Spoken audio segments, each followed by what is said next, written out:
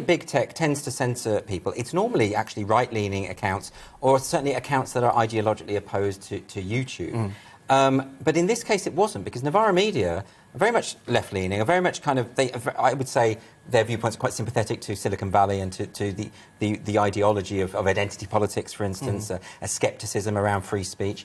Because am I right in thinking that that's their position? Because you quote a couple of tweets. Have we got those tweets, actually? You quote a couple of tweets by a member of staff at Novara, and this is Gary McQuiggan, and he said, "It's not censorship when a private company decides to remove you from its platform. You don't have an inalienable right to a Twitter account."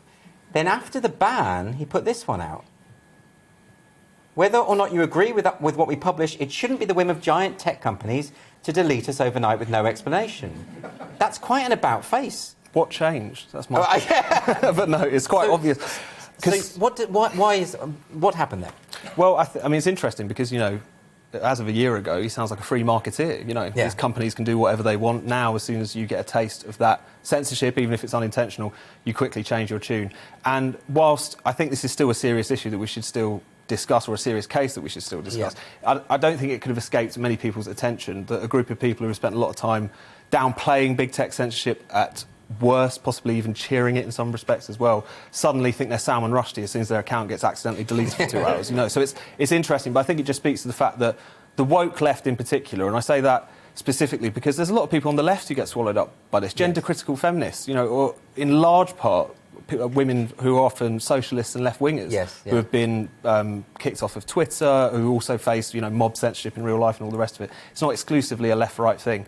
But the woke left in particular just have refused to learn that kind of age-old lesson of censorship, which is if you don't oppose it, even when it's your enemy, it will eventually come back to bite you. In this case, it didn't. It was an accident, but that's not to say that the people who make these decisions will always agree with the likes of Novara Media, and that seems to be something that, again, isn't dawning on people. I mean, it does. I mean, I should say that we did invite Novara Media to speak to us, because it would have been good to hear their point of view on this and whether people's minds have changed about this. Because I think it was terrible that the account got just banned with no explanation, nothing like that. And the people that I know and that I've spoken to who have been in that situation, often they appeal and then they get an automated response.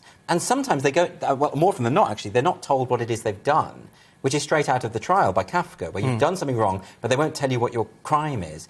Are the big tech companies a bit out of control when it comes to this? Well, I think you've got to think about how much they monopolise their particular areas. So YouTube has north of 2 billion regular monthly users. It's the video platform. So if you're a videographer, if you make documentaries, even if you're a broadcaster, YouTube is an incredibly important way in which you reach people. So if you're denied access to that on the basis of your political opinions or even just a glitch, it has a real material impact on your ability to get out there. And the thing about these platforms is the thing that makes them so good and such a good platform to be on is because they monopolise. It's because of that network effect, as it's called in the jargon, because everyone's on it and everyone who's producing content is on it. So it just shows how much not only economic power is concentrated in those big Silicon Valley tech companies, but it's power over free speech in the sense of how you can actually materially exercise that right in the digital world.